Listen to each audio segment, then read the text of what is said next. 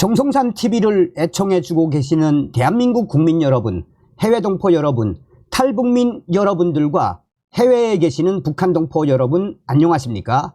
이번 시간에는 드디어 임정석 터졌으며 북한의 블랙 요원들 명단 유출, 6억 달러 북한 송금, 전부 임정석, 윤석열 대통령님 시간이 없습니다.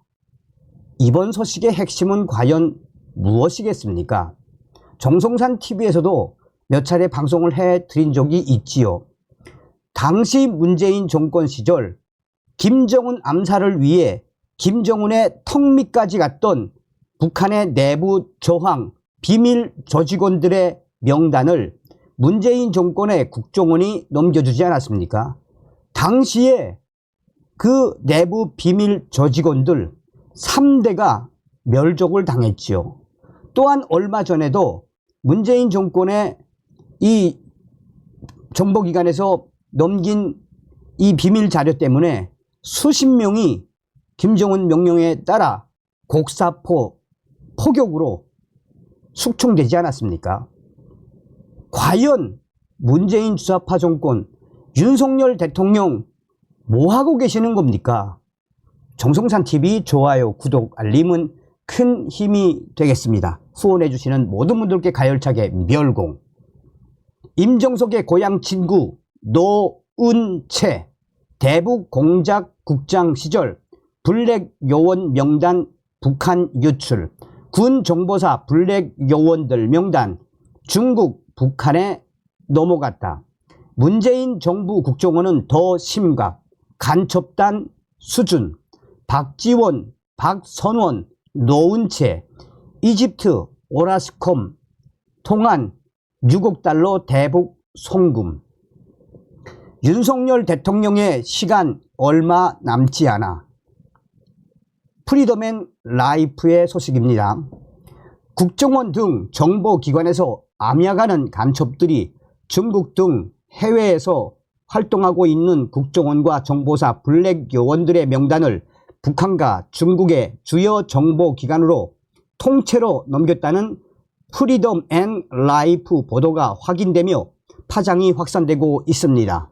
특히 정보사 군무원의 블랙 요원 명단 유출 사건에 가려져 있지만 문재인 대통령 시절의 국정원은 간첩단 수준이었다는 것이 서서히 윤곽을 드러내고 있어 국정원에 대한 대대적인 강제 수사와 조직의 환골 탈퇴 필요성이 제기되고 있습니다. 문재인 정부 국정원이 왜 간첩단 수준이었는지를 이해하기 위해서는 지난 2017년 12월로 거슬러 올라가 임정석 당시 비서실장의 행적을 살펴볼 필요가 있습니다. 임정석 전 실장은 2017년 12월 9일에서 12일까지 아랍에미리트에 문재인 전 대통령 특사로 파견이 됩니다. 특사단에는 서동구 당시 국정원 1차장, 서주석 당시 국방부 차관이 동행했습니다. 임정석 전 실장은 임정석 전 실장의 아랍에미리트 방문 목적은 원전 관련이었지만 시리아 주재 북한 대사, 레바논 대사 겸임했던 문정남을 만났던 사실을 본 매체는 확인했었습니다. 문재인 정부로 정권이 바뀌고 김정은과 문재인의 접선 라인이 아랍에미리트에서 구축된 정황이었습니다. 정통한 대북 소식통은 당시 북한 요구사항을 임정석을 통해 문재인 대통령에게 전달했다라고 밝혔습니다. 임정석의 고향 친구 노은채 3급에서 1급 대북 공작국장으로 지난 2017년 12월 임정석의 아랍에미리트 방문 이후 한반도에서는 남북 정상회담 등 실제 많은 일들이 벌어졌습니다. 문재인 당시 대통령이 김정은에게 도보 다리에서 건넨 USB에 무엇이 들어 있었는지에 대해서도 여전히 오리무중입니다. 문제의 핵심은 국정원, 문재인 정부 국정원에서 눈여겨볼 장면은 서훈과 박지원 전 국정원장과 기조실장 그리고 차장들이었습니다. 특히 본 매체는 임종석 전 비서실장의 동향, 전남 장흥, 임종석 전 비서실장의 동향인 노은채와 박선원을 주목했습니다. 2019년 노은채는 3급에서 1급 대북 공작 국장으로 1년 만에 자리를 옮깁니다. 국정원 3급에서 1급이 되기 위해서는 최소한 5년이 걸리지만 임종석의 고향 친구라는 배경이 작용했다는 뒷말이 무성했던 이례적 승진이었습니다. 노은채는 대북 공작 국장에 취임하자마자 중국 등 주요 해외 공작 거점을 폐쇄시키고 대북 심리전 기능 대부분을 중단시켜 버렸으며 진행 중인 공작을 강제 종결시켜 버렸습니다. 임종석 전 비서실장의 고향 친구인 노은채가 대북 공작 국장에 앉은 이후 국정원의 정보원 명단이 대북 공작국에서 열람, 출력됐고 이후 출력된 명단 속 정보원 절반이 북한에서 고사포에 처형이 됐습니다.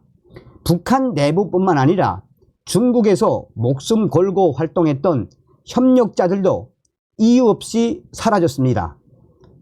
잡혀갔거나 죽임을 당한 것으로 추정이 됩니다. 국정원의 대북 공작 핵심 인원들이 사라진 것입니다. 본 매체의 기자 A씨도 2021년 당시 사선을 넘어 겨우 한국으로 입국할 수 있었습니다. 노은채의 대북 공작국이 주도가 되어 국정원 블랙 요원들과 정보원들 명단이 북한에 전달된 정황으로 정보사 군무원 유출 사건과는 비교도 되지 않는 일들이 문재인 정부 시절 국정원에서 벌어진 것입니다.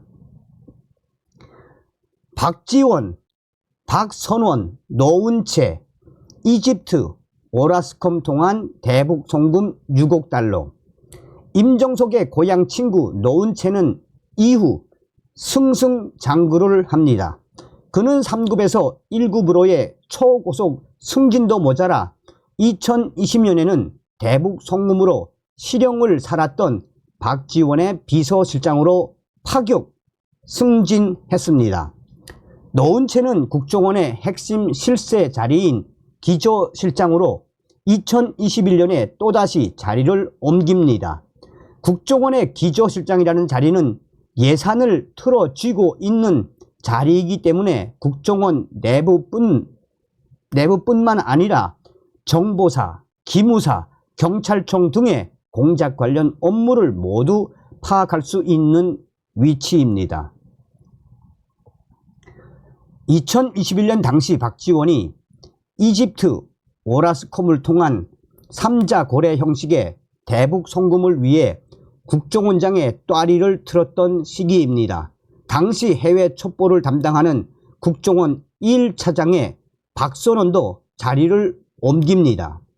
박선원은 1985년 미 문화원 점거 사건을 주도한 삼민투의 일원으로 2년 6개월의 실형을 살았던 인물입니다. 그는 미국 정부로부터 청와대 탈레바르로 불렸던 자주파이기도 합니다. 본 매체가 특정 보도한 이집트와의 3자 거래를 통한 6억 달러 대북 송금의 실무자로 국정원장 박지원과 기조실장 노은채 그리고 1차장 박선원이 대북 송금을 위해 판을 짠 정황이었습니다. 물론 그 중심에는 문재인 당시 대통령과 임종석 당시 비서실장이 있었습니다. 문재인 정부 국정원은 간첩단 수준, 여전히 활개, 국정원 조직 재구성해야. 국정원은 소위 대한민국을 지키는 최후 보루라고 하지만 문재인 정부를 지나며 또다시 대북 송금의 중심에 있었고 국정원의 존재 이유인 대북 공작 기능은 사실상 사라졌습니다. 윤석열 대통령으로 정권이 바뀐 지 3년여가 흘러가고 있지만 김정은의 집무실 책상 위에는 여전히 한국의 1급 정보 서류들이 쌓여 있는 것으로 파악된다는 점에서 국정원 곳곳에 여전히 간첩들이 존재하고 있는 것으로 파악됩니다. 본 매체가 보도하는 내용들은 일반 언론사들이 확인할 수 없는 내용입니다. 하지만 긴 시간이 지나더라도 확인될 수밖에 없는 진실이라 자부합니다. 정통 대북 소식통은 이와 관련 국정원 내부에 우리 북한 보위성에 정보를 주는 자가 있다라며 서훈과 박지원의 국정원에서 우리에게 많은 정보를 줬다고 확인했습니다. 특히 정통한 대북 소식통은 이 모든 것 배후에는 임종석이 있다라고 재차 강조했습니다. 임종석 당시 실장이 문재인 당시 대통령 모르게 혼자 결정할 수 있었을까요? 윤석열 대통령에게 남은 시간 얼마 남지 않아 본 매체가 지난달 8일 국정원에 중국 고위 간첩 있었다는 보도 이후 국정원의 3급 일반 부처 국장급 3급 이상 간부 100여 명 이상을 교체한다는 보도가 뒤따랐지만 간부들만 교체해서 될 일이 아니라 조직 구성을 다시 해야 한다는 지적을 하지 않을 수 없습니다. 그리고 윤석열 대통령에게는 문재인 정부에서 무슨 일이 벌어졌는지 밝혀낼 수 있는 시간이 불과 2년여 밖에 남지 않았음을 상기하고 역사적 진실을 밝혀내는 것부터 다시 출발할 필요가 있습니다. 어떤 생각이 드십니까? 저는 그전부터 다 알고 있었던 사실이지만 윤석열 대통령님 시간이 없습니다. 다음 시간에 뵙겠습니다. 멸공.